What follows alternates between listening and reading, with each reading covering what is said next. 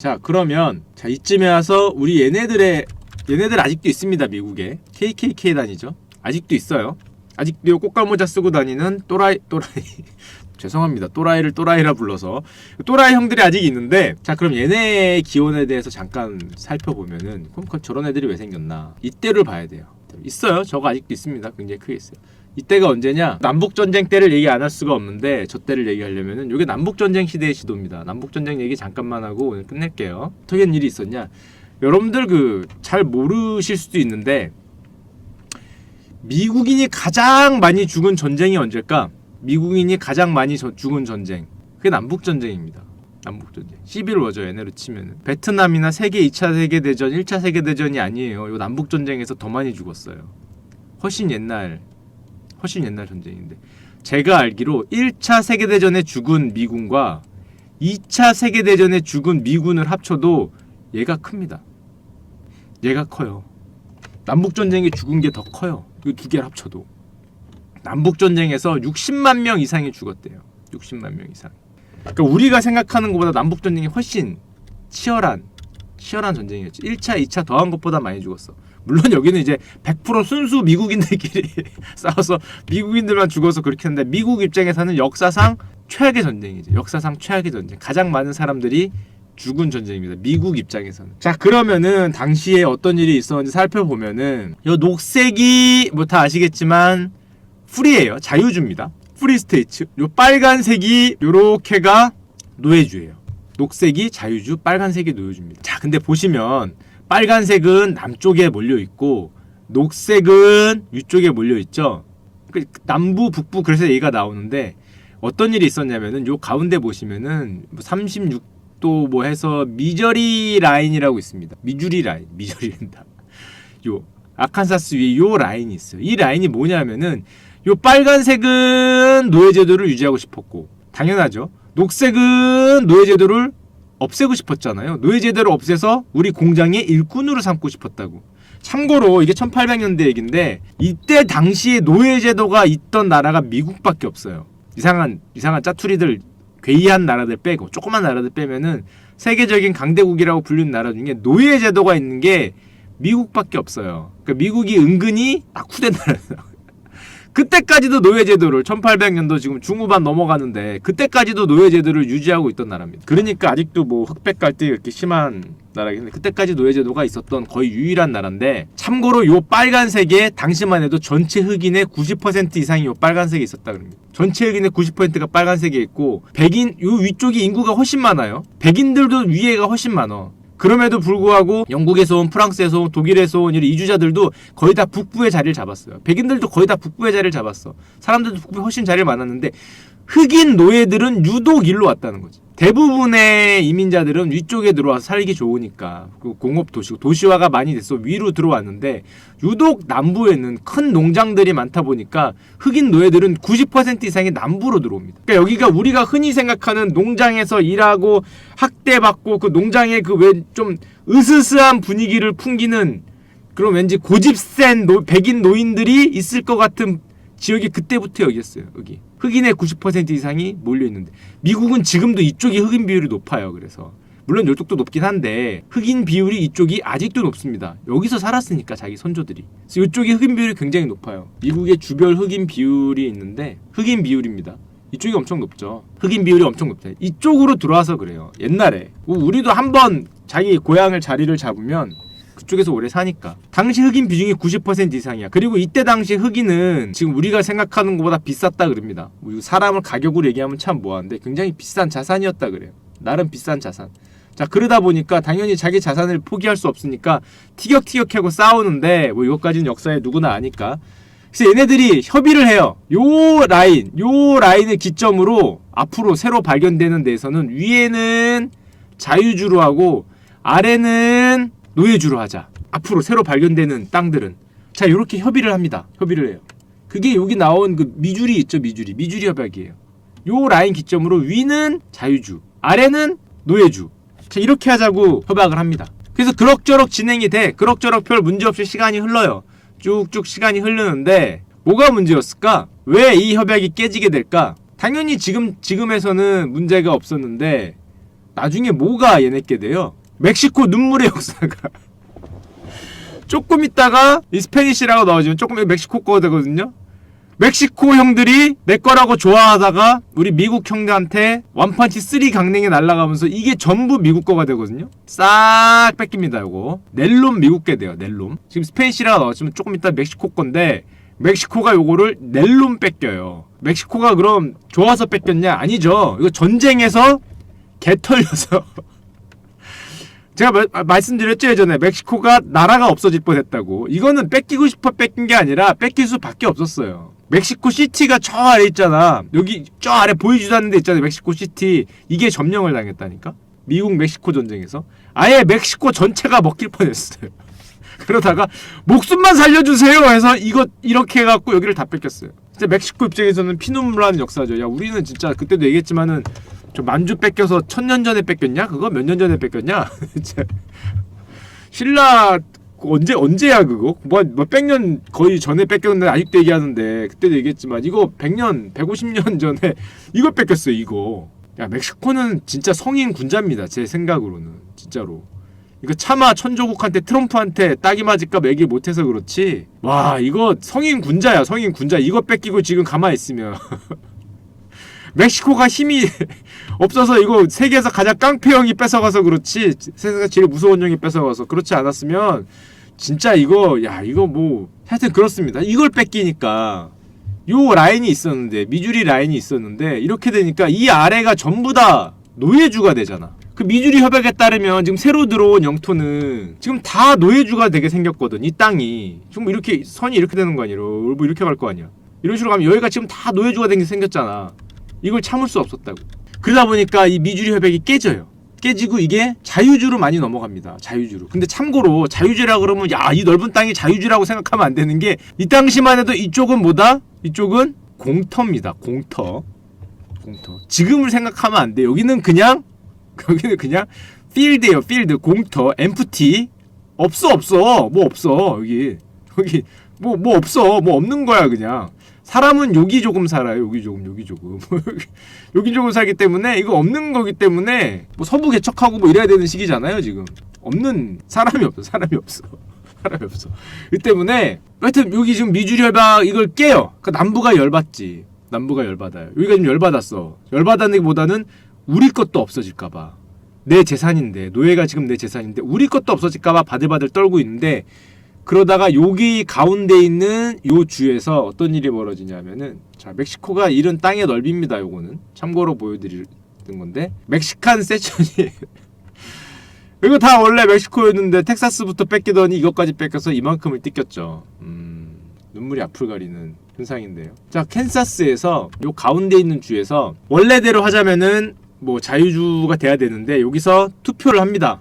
주민투표를 결정하자 해서 투표로 자유주가 되느냐 노예가 노예주가 되느냐를 결정하자 그러니까 여기 아래 있던 노예주에 있던 형들이 대거 몰려갑니다. 일로. 왜냐? 투표를 이기려고. 투표에 이겨서 노예주를 만들려고. 지금 자기네 거 뺏기게 생겼잖아요. 노예 한 명이 얼만데 요즘으로 치면 예를 들면 뭐 500만원이라고 치면 10명대로 5천만원으로 치면 10명이로 10억이잖아 20명이면 뭐 100억이고 뭐 이렇게 될 수 있는 건데 그거 뺏길까봐 캔자스로 와자자자자 몰려 들어가서 여기서 투표를 해요. 부정투표하는 거죠 한마디로. 부정투표라고 말하고 뭐하고 몰려가서 투표를 하니까 여기가 노예주로 돼요. 이 사건이 캔사스 네브라스카 뭐 법사건이라 그러는데 자 여기서 어떤 일이 벌어지냐 그 캔사스가 그렇게 노예주로 되니까 이거를 참지 못한 사람들이 있습니다. 그래서 이게 피해 캔사스 이런 내용이 많이 나오는데 이 아저씨가 등장해요. 존 브라운이라는 아저씨입니다. 이 아저씨가 뭐하는 아저씨냐 캔사스에서 백인들이 흑인 노예주의자들이 와서 이거를 노예주를 만드니까 분노해서 이들을 처단합니다. 백인입니다. 참고로 백인이 백인을 처단해요. 존 브라운이라는 사람이에요. 노예 찬성론자들을 사지를 잘라. 요즘으로 치면은 범죄자를 처단하는 그 드라마 있죠? 드라마. 그거랑 똑같이 백인이 백인을 처단해. 정의구현을 스스로 해. 5명인가 6명을 죽여버렸어요. 능지처참해버렸어요. 그리고 무기고를 습격해서 흑인들한테 무기를 뿌려서 반란을 일으키게 한다 뭐 이런 계획을 세워. 실행에 옮깁니다. 자 그랬다가 교수형을 당하는데 이 사람이 존 브라운이에요. 그래서 사람을 학살하고 무기를 갖다 흑인들한테 뿌려서 반란을 일으키게 하려다가 잡혀서 교수형을 당하는데 요즘 입장에서 보면은 성인 군자니 학살자니 요즘 입장에서 보면은 이때 당시 학살자로 교수형을 당했어요. 교수형을 당했는데 지금 와서 보면은 이걸 성인이라고 얘기하기도 참 뭐하고, 이게 또 교수형을 당했는데 혁명가인가 학살자인가, 사람을 사지를 잘라버려 죽였으니까. 그래서 이 사람이 굉장히 말이 많은 사람이에요. 그것 때문에 오죽하면 우리나라에도 이런 게 나와요. 뭐 이렇게 노예 해방론자 존 브라운에서 이 아저씨가 나오는, 되게 멋지게 나오는데 인간 백정이었죠. 뭐 평가는, 역사의 평가는 바뀌는 거긴 하지만은, 자 그래 이 사람을 위해 나중에 교수형을 당하는데 이 사람을 위해서 노래가 만들어집니다. 참고로 여기 나오죠. 여기 안 나? 북군의 군가로 널리 애창되었다. 이 나라는 피로서만 시킬 거라고 확신한다. 사형 직전에 말을 하고 죽었다 그러는데 이 사람을 위한 노래가 나와요. 되게 유명한데 제가 들려드릴게요. 참고로 여러분도 아십니다. 웬만하면.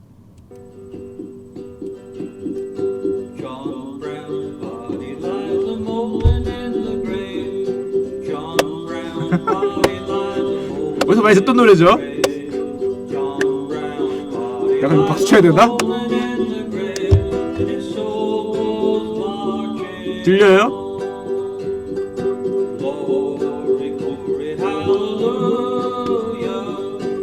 Glory, glory, hallelujah.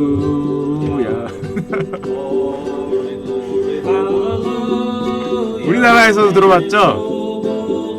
가사를 보면은 우리나라는 가사가 바뀌었는데 존 이 브라운이 죽었다. 근데 뭐 노예 운동을 끝내기 위해서 목숨을 죽였다는 거예요. 영광 영광 할렐루야 이거잖아요.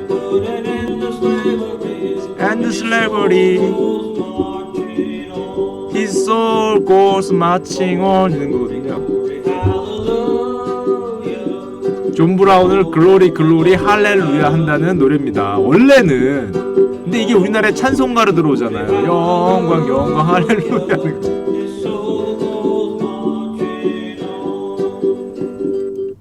나중에 이 존 브라운이란 이 사람을 이제 추모하기 위해서 만든 노래가 이거였어요. 이게 그때 당시에 널리 퍼지다 보니까 우리나라엔 찬송가로 들어와서 영광 영광 이렇게 노래 부르지만 사실은 사람을 6인가 5인가를 능지처참한 이분을 기린 곡이었습니다.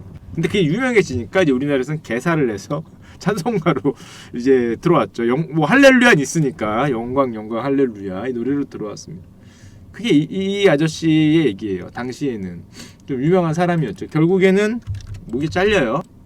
나중에는 여기 지금 사형장으로 가는 요 아저씨인데 목이 잘립니다. 목이 잘리는 게 아니라 이거 뭐냐, 교수형 당해요. 행잉맨 돼요. 행잉맨. 노래 제목이 존 브라운스 바디입니다. 존 브라운스 바디. 존 브라운스의 우리나라로 하면 존 브라운스의 시체 정도 되는 거죠. 원래 노래는. 자, 그게 저 노래고. 자, 그래서 여기서 다시 돌아오면은 여기서 이렇게 지금 이슈가 커져. 피해 캔사스 보복이 발생하면서 여기서 이슈가 커집니다. 여기서 이슈가 커지는데 또 유명한 사건이 나와요. 이때 당시엔 유명한 사건들이 계속 나오는데 이건 법학하는 분들이라면은 굉장히 많이 들어봤을 만한 사건입니다. 저도 참고로 법 수업 들을 때 봤던 것 같은데, 미국의 수치 사건, 미국의 수치. 드레드 스코트의 샌드포드 사건이라고 여기 이름이 사건명이에요. 이 미국의 수치, 미국 대법원의 영원한 수치로 남아있는 그 사건이 이때 발생됩니다. 1857년에. 미국 대법원의 역대 가장 최악의 판결 3개를 뽑으면 반드시 들어가요. 대법원의 최악의 판결. 이게 어떤 사건이냐, 여기 있는 아저씨가 드레드 스콧이에요. 흑인인데 주인이 있었어. 주인이 있었는데 주인이 남부 노예에 있는 데를 돌아다니다가 얘를, 드레드 스콧 아저씨를 끌고 북부로 올라옵니다. 거기서 오래 머물러. 근데 문제는 북부 거기는 노예제도가 자유잖아요. 노예가 자유로운 곳이라고. 노예제도가 없는 곳이야. 근데 그 상황에서 주인이 죽어요. 이 사람을 데리고 있던 주인이 죽어요. 주인이 죽으니까 얘는, 나는 북부에서 남부에서 왔긴 했지만 북부에서 오래 살았으니까 나는 자유인이다 라고 주장을 합니다. 프리맨이다, 자유인이다. 근데 여기 누구냐면은, 샌드포드가 누구냐면은 이 사람 주인의 와이프야. 아니다, 내 거다. 너는 내 거다. 뭘 자유인이야. 너는 내 거다라고 주장을 해요. 그래서 이게 법원까지 올라갑니다. 법원까지 쭉 올라가서 티격티격 하다가 결국에는 미국 연방 대법원까지 가요. 연방 대법원까지. 과연 드레드 스코트는 샌드포드 거냐 자유인이냐, 이게 연방 대법원까지 가요. 남부였으면 당연히 이거 무조건 노예겠죠. 노예로 인정을 하겠지. 거기 노예제도가 공식적으로 있으니까. 근데 북부에서 오래 살았단 말이야. 어떻게 될 건가? 대법원의 판결은 뭐냐? 그게 아래에요. 노예로 미합중국에 들어온 흑인과 그 후손은 그가 노예든 아니든 미국 헌법 아래 보호되지 않는다. 미국 시민이 될 수 없기 때문에 연방법원에 제소할 권리 자체가 없다. 그러니까 한마디로 이 사건을 심리도 안 했어. 왜냐? 제소할 권리가 없어. 얘는 미국 시민이 아니기 때문에. 미국 시민이 아니다. 연방정부는 지금 대법원이죠. 정부는 미국 영토 내에 노예제도를 금지할 권리가 없다. 참고로 이거 판결한 대법관이 굉장히 인종차별주의적인 사람이었다고 하는데 정당한 법의 절차 없이 주인으로부터 노예를 빼앗을 수 없기 때문에 너는 노예다. 네가 올린 손은 제소할 권리조차 없기 때문에 그냥 각하된 거죠. 이게 미국 연방 대법원이 판결했어요. 1857년 미국 연방 대법원의 역대 가장 수치스러운 판결 3손가락 안에 들어가는데 거의 1위급입니다. 거의 1위급. 앞에 있는 게 노예로 들어온 흑인과 그 후손은 노예든 아니든 상관없이 북부에서 지금 노예가 아니더라도 미국 헌법의 대상이 아니고 미국 시민이 아니라는 거야. 너희는 우리 시민이 아니라는 거지. 거의 물건이라는 거죠. 아무리 1857년도의 판결이라고 해도 심지어 이 대법원보다 아래에 있는 법에서는 얘가 자유인이라는 판결도 나왔었거든요. 그걸 통째로 뒤집고 아예 판결 대상이 아니다. 샌드포드예요. 샌드포드입니다. D가 빠진 거예요. 샌드포드 사건인데 이 사건 한 방으로 지금으로 치면은 미 전역이 들끓죠. 그 당시에 사람들도 어느 정도 생각이 있던 사람들이 많거든. 이게 웬 개소리냐고 들끓어요. 그 당시에도 이게 맞는 판결이라고 생각하지 않는 사람들이 굉장히 많았어. 가뜩이나 캔사스에서 그런 일이 지금 벌어지고 있는데 이 지금 드레드 스코트 판결이 나면서 여론이 굉장히 안 좋아지면서 이제 슬슬 남북전쟁의 시초가 보이는데요. 그때 이 아저씨가 등장을 하죠. 미국 역사상 가장 위대한 대통령이 등장을 합니다. 말은 많지만 사람들한테 뽑으라 그러면 미국 역사상 가장 위대한 대통령 1위로 꼽으면 사람들이 보통 꼽죠. 한 3손가락 안에 꼽을 거야. 압도적인 1위는 아니더라도. 링컨이 등장합니다.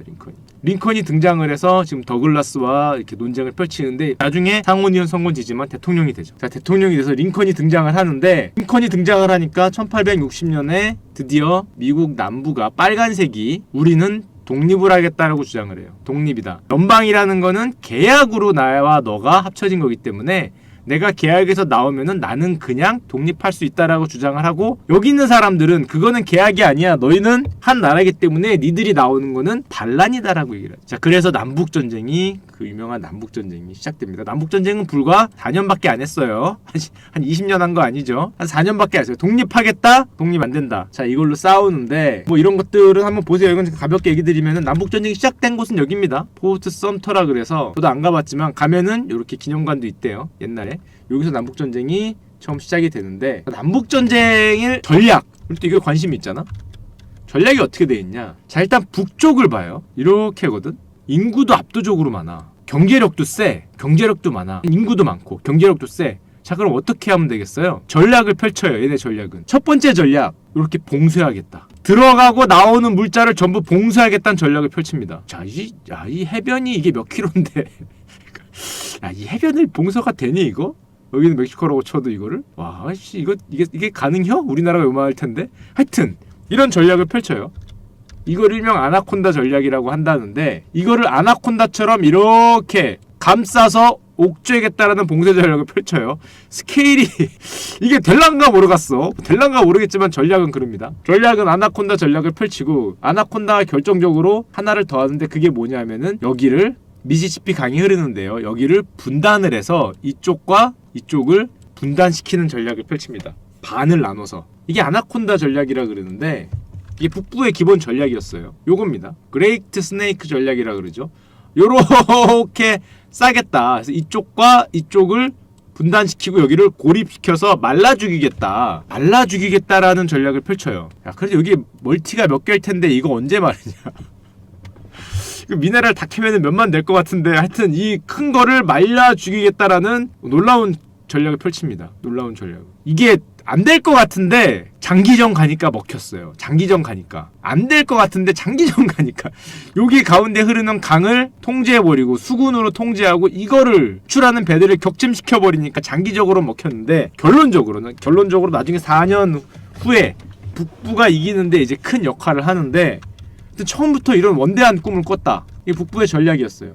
참 남부는 이대로 되면 안 될 거 아니야. 남부 입장에서는 속전속결이 답이잖아요. 북부는 장기전 가자 이거야. 우리는 뭐 많고 니들은 없고 이걸 막아버리고 끊고 막아서 장기전 가고, 얘네들은 이거 빨리 쳐들어가서 속전속결로 끝내겠다. 남부는. 자, 요렇게 전략이 나뉘었어. 북부는 요거 맞고 오래 가겠다. 남부는 빨리 쳐들어가서 요걸 먹어야지. 그리고 나중에 지도를 보여드릴 텐데, 북부의 수도가 여기 있습니다. 남부의 수도가 여기 있어요. 이거 가까워. 북부의 수도가 여기 있고 남부의 수도가 여기 있으면은 이 전쟁은 40년 했을 수도 있을 것 같아. 40년.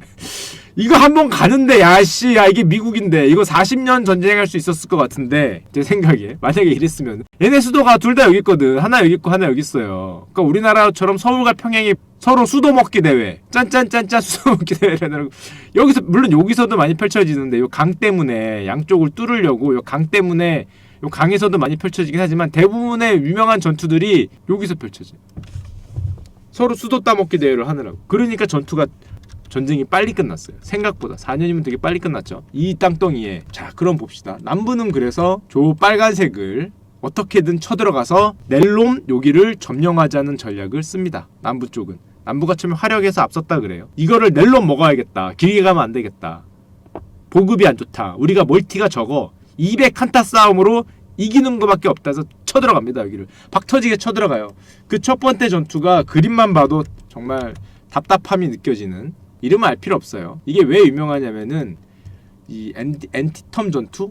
이름도 어려운데 이름은 알 필요 없어요. 엔티텀 전투라는데, 여기 보시면 오늘의 주인공이자 그 동상 철거하다가 사건이 발생한 제너럴 리 장군이 남쪽에 나오죠.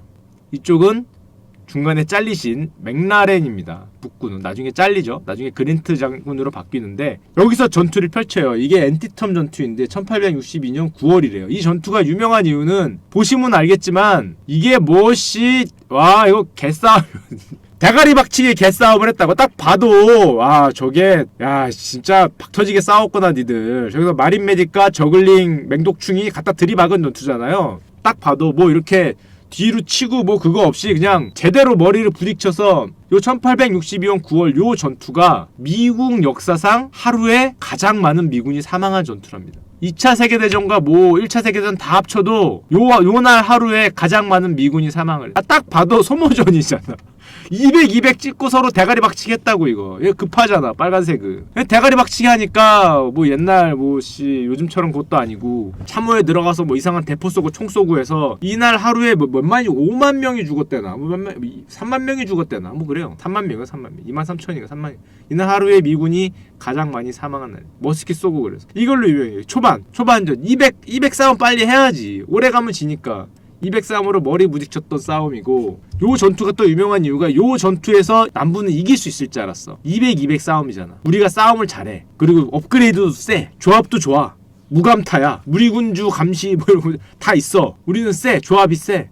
캐리어 200 만들었는데, 그리고 갖다 부딪혔는데 소모전으로 끝났어요. 밀지를 못했어. 밀지를 못하니까 북부가 한창 밀리다가 이 전투에서 200 소모전에서 무승부로 끝나니까, 안 밀리니까 승리를 확신합니다. 그래서 요 전투 다음에 뭐가 나오냐면은, 링컨이 이 전투가 안 밀렸다는 소식을 듣자마자 노예 해방 선언을 하죠. 유명하잖아요. 링컨의 노예 해방 선언. 왜 이렇게 앉아서 링컨 동상 보면 이렇게 앉아서 책 읽고 노예 해방 선언하는 동상들 있잖아요. 책 같은 거 딱 펼쳐놓고. 그게 요 전투에서 비긴 다음에 어이구야 지진 않겠네 이렇게 생각하고 바로 발표한 거예요. 그게 요 전투였고, 다른 전투들은 뭐 유명한 전투만 얘기하면은 전투가 워낙 많았어요. 워낙 많았는데 딱 하나만 더 얘기하면은 가장 유명한 전투죠. 사실상 전쟁의 승리를 가른, 사실상 가장 유명한, 아까 말씀드렸죠. 그 지도를 확대한 건데 남부 수도는 여기였어요. 북부 수도는 여기입니다. 거리가 넘어지면 코 닿잖아. 얘네 입장에서는. 물론 이것도 우리나라로 치면 엄청 긴 거리지만 넘어지면 코 닿는 거리에 있기 때문에 속전속결로 쳐들어갔다고.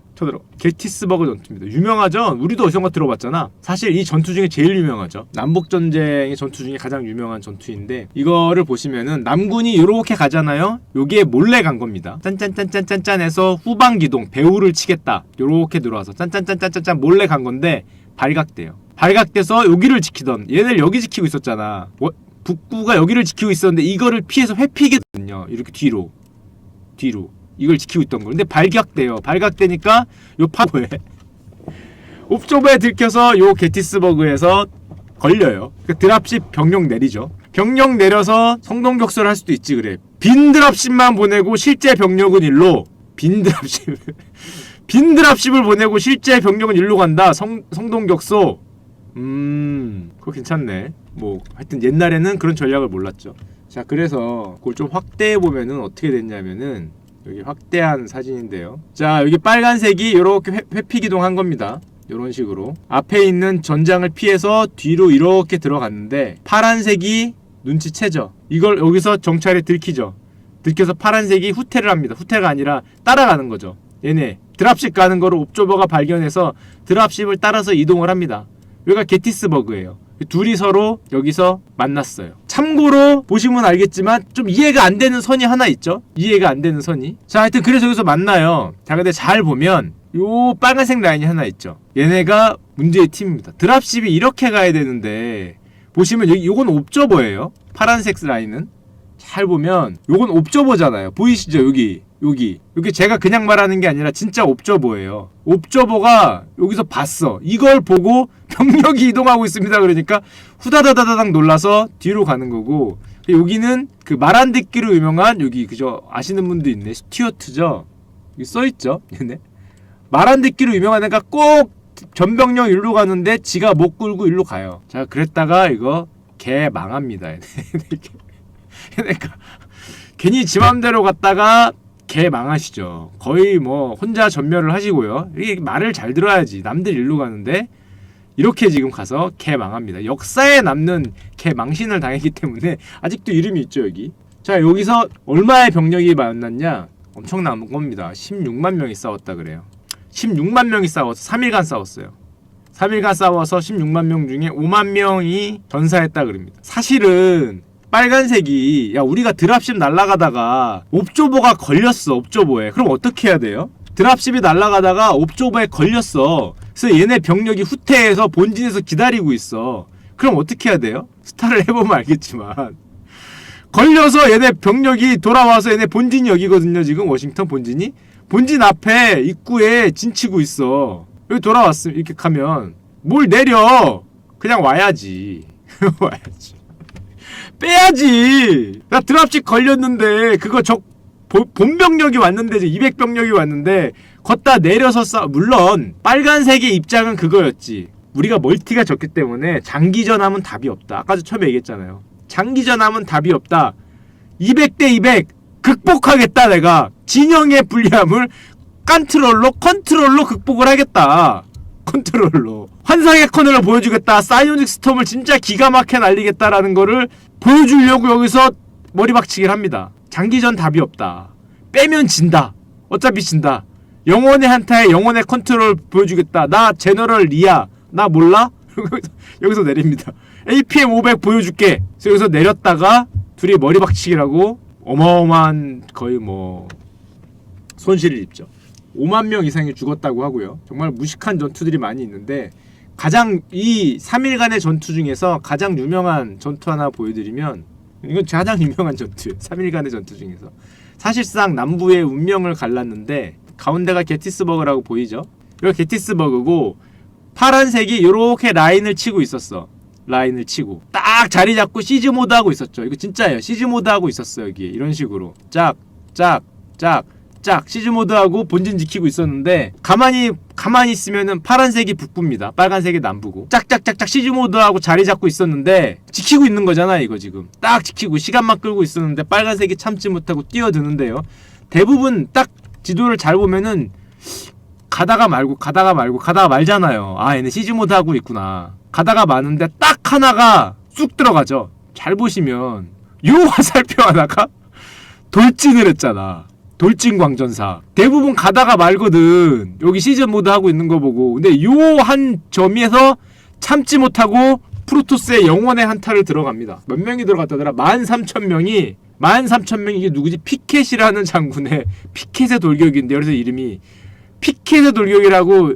남부의 모든 것을 건 영혼의 한타, 발업질럿, 이거 말고는 답이 없다. 이 한 방으로 시즈탱크를 모두 밀고 테란의 멀티로 들어가야 돼. 남부의 운명을 건 4년 전쟁의 사실상 운명을 건 영혼의 돌진을 합니다. 발업 돌진. 여기 시즈 데이가 시즈대에 있는데 시즈 풀면 가든가. 그게 13,000명의 이름이 피켓의 돌격. 이 이름 잘 보면 피켓이에요. 피켓. 확대를 안 해서 그런데 영혼의 돌진을 해요. 여기 시즈 모드 돼 있고. 그 돌진을 하죠. 멀티도 없고. 그 한 방에서 사실은 우리 현실 스타에서는 이겼는데 허영무죠. 허영무 그래. 영무 형은 사실 이겼는데 남부군은 실패합니다. 러커 시즈 탱크가 너무 많이 박혀 있어서 돌진 광전사가 들어가다가 녹아버렸어요.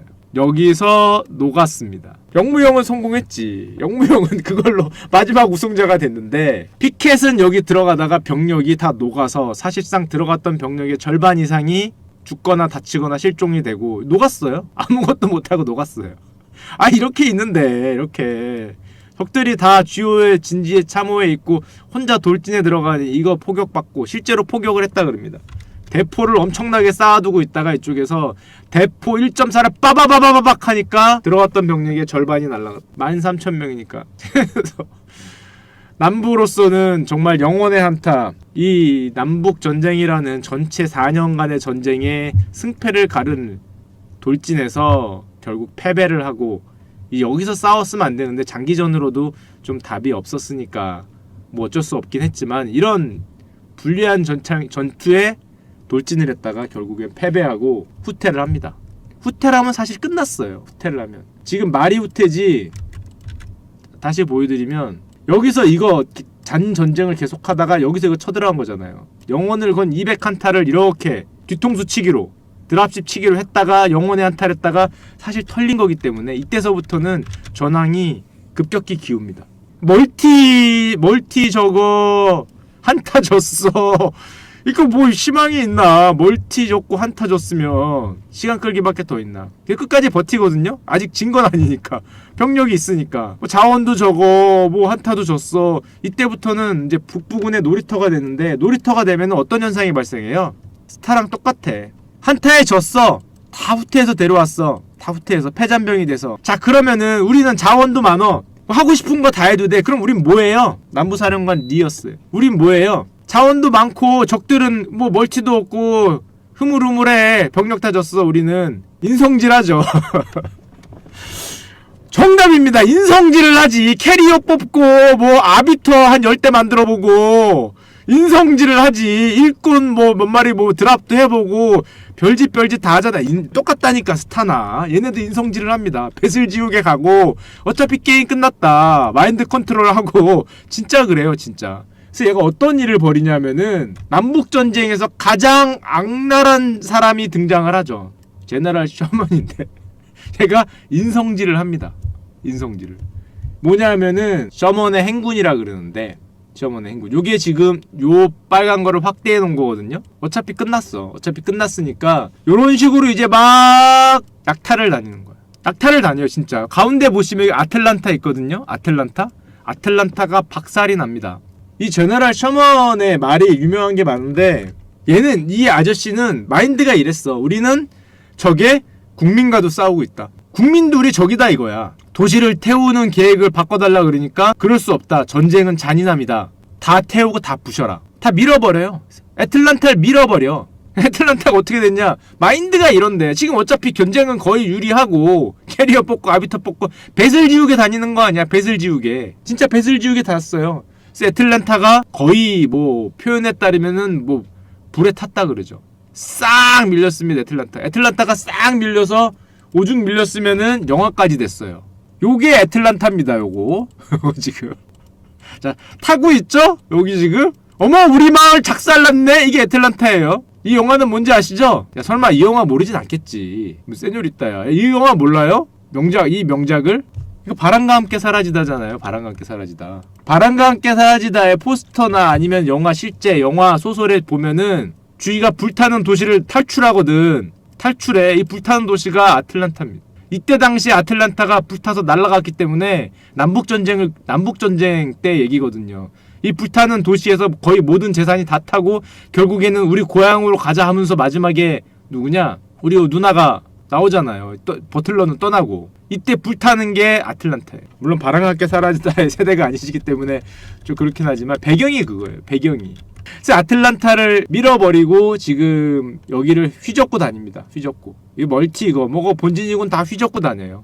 그러니까 사실상 인구수가 200에서 50으로 떨어졌죠. 사실 여기서 게임이 끝났습니다. 게임이 끝났지. 인구수가 200이 있던 게 한타 싸움에서 져서 한 120 정도를 유지하고 도망을 갔는데 이 자식이라 그러면 뭐하죠? 이 아저씨가 거기 털고 다니면서 SCV 잡고 배럭에서 막 나오는 마린들 다 털고 해서 이쪽이 황폐해져요. 사실상 게임이 끝났죠. 그래서 이때 당시 유명한 사건이 많은데 그 아까 어느 분이 얘기해 얼마나 많이 털었으면은 철도까지 못쓰게 하려고 뭐 감았다 그래서 뭐 넥타이라 그런다 뭐 그런 거 있죠. 셔먼의 넥타이라 그런다. 아까 어떤 분 얘기했는데 그런 사태도 발생하고 아주 얼마나 털었으면은 자 이거 보신 분 있을지 모르겠는데 미국 남부에 새해 명절 음식이 호핑존이라는 게 있대. 호핑존이 뭐냐? 왜 이게 새해 명절 음식이냐? 거의 개밥인데 거의 우리가 보기에 개밥이잖아. 제가 옛날에 해피라는 개를 키웠는데 밥을 이렇게 줬습니다.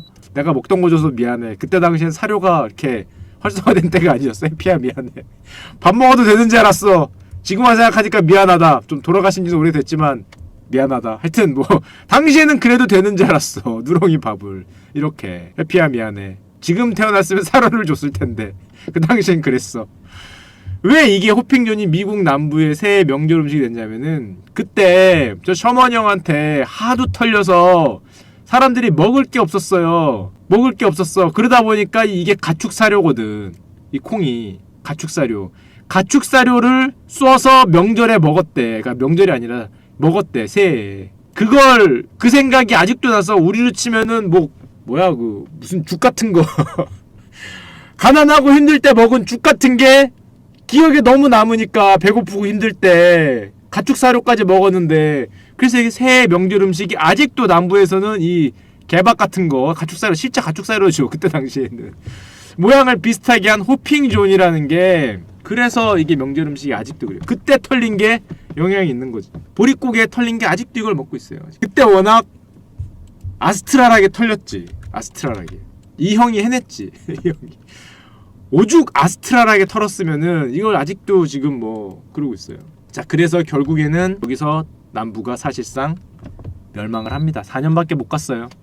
한타 싸움에서 지고 나니까 멀티 없는 와중에 이 아저씨가 한번 쓱 쓱 지나가서 남부가 그냥 게임 지지치고 결국에는 통일이 되죠.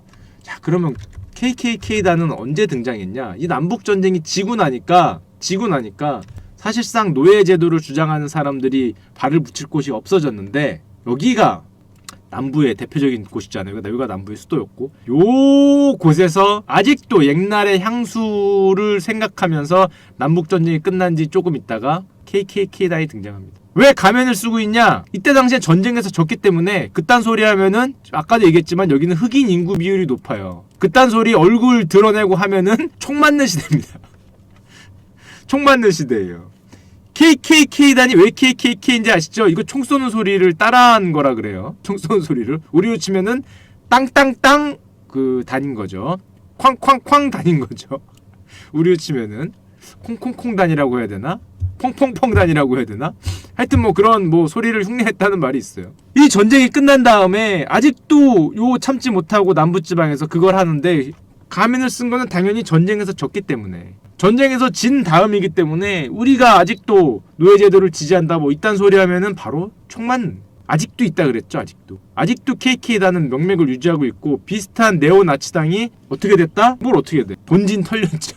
비슷비슷한 게 본진을 털렸습니다. 어저께 털렸습니다. 자 어저께 털려서 털린 지 일주일도 안 됐어요. KKK는 아닌데 그거랑 맞먹는 미국에서 제일 큰 네오나치당이 바로 털렸습니다. 이제 유구한 역사를 자랑했지만 바로 트로이 목마의 대표직 내주고 지금 개 털려서 지금 뭐 조직이 없으니까 반성문 쓰고 있다. 반성문 쓰고 원대한 빅피처를 성공을 한 거의 뭐 전사의 후예죠. 이 아저씨는 전사의 후예. 저거 하나를 위해서. 자 그러면은 오늘 다시 한번 노래 들으면서요 방송을 끝내도록 하겠습니다.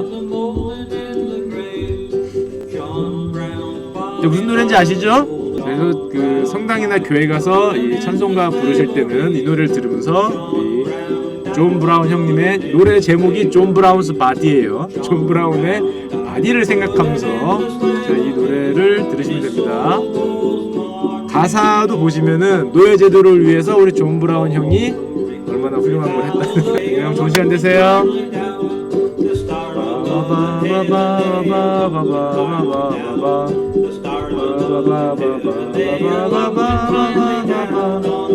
노래가 좋아서 못 부르겠다.